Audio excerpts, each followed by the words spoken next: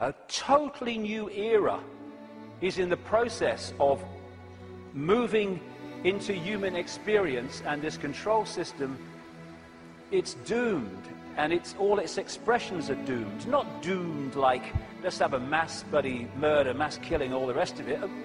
They're doomed in this reality because they're connected to something that's disappearing. There'll still be infinite consciousness. Even those in the control system, they'll remember who they are eventually. It might take some time, and we'll be having a beer with them one day thinking, do you remember when you were stupid? Oh yeah, I remember that. Oh God, mate, yeah. Oh, that's what we'll be doing at some point.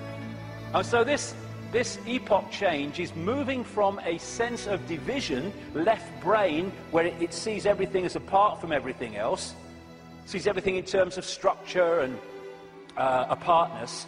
We're moving from that perception as this energetic construct changes to a perception of what comes from expanded consciousness and awareness, which is we're all one. We're all expressions of the same one consciousness, which again makes racism ridiculous, ludicrous, insane, the height of ignorance. And as the schism, the distortion is healed, so other expressions of the distortion will become what we call history.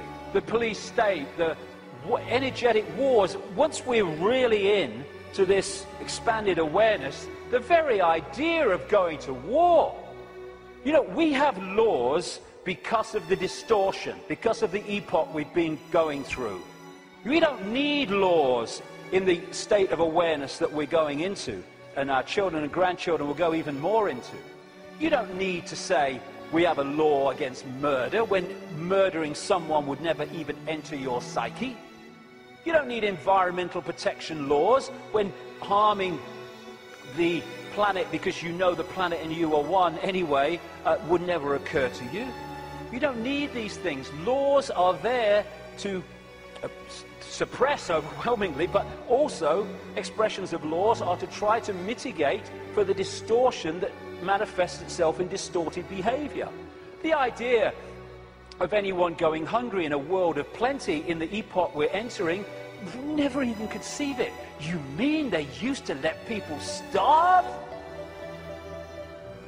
That's this mentality that we're moving out of, and we're at the cusp now of this change, which is a very interesting place to be. We're going back to that. We're going back to being connected to what we really are. And of course 2012 is much talked about and will be more talked about as we get closer to it.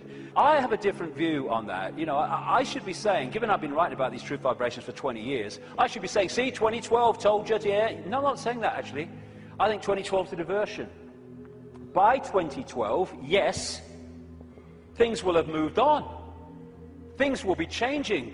Amazing things will be taking place. There'll be big challenges, and there'll also be big, wonderful things starting to manifest by 2012 compared with now. But there'll be more so in 2013, more so in 2014, more so in 2015. This is an ongoing process as we move through the cusp out of one era, epoch, energetically, information, into another one. And so by the time it reaches where it's the natural state and the old epoch has gone altogether, it's going to be down the road.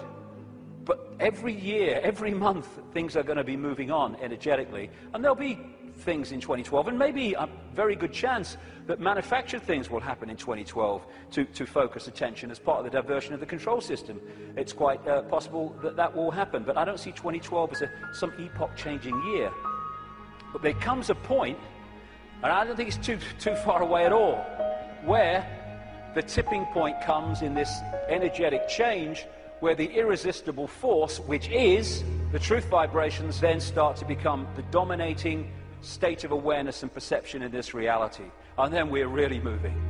And I don't see that as too far away. Like I say, it takes a long time for a dam to crack, but not from then to it collapsing. So we're actually living in like a river of energy that's getting faster and faster in terms of its vibration, the quickening. And what we can do is we can get on the airbed or the canoe and we can go, whoa, what a ride, this is great, that's fantastic. Or we can stand there and try to hold on to the world as it was, in which case we're going to be expending more and more energy trying to hold our status quo, and eventually we won't be able to hold it, and will get, symbolically anyway, washed away. And as these truth vibrations manifest themselves and our awareness starts to expand, we're going to be accessing levels of realities that have been denied us up to this point. People talk about the sixth sense. That's nothing compared with what people are going to have as we move into this new era. It's going to be extraordinary. We're going to remember the fantastic people that, and potential that humans once were, when they were aware of who they were, and the world in our heads, in other words, the world we experience, is going to dramatically change. We're heading for a new dawn. Now, this is a phrase the control system uses for their new era, a new dawn, a new day. Well, it is a new dawn and a new day, but ain't the one they think's coming. We've been through this process in the last epoch, and now we're going back the other way.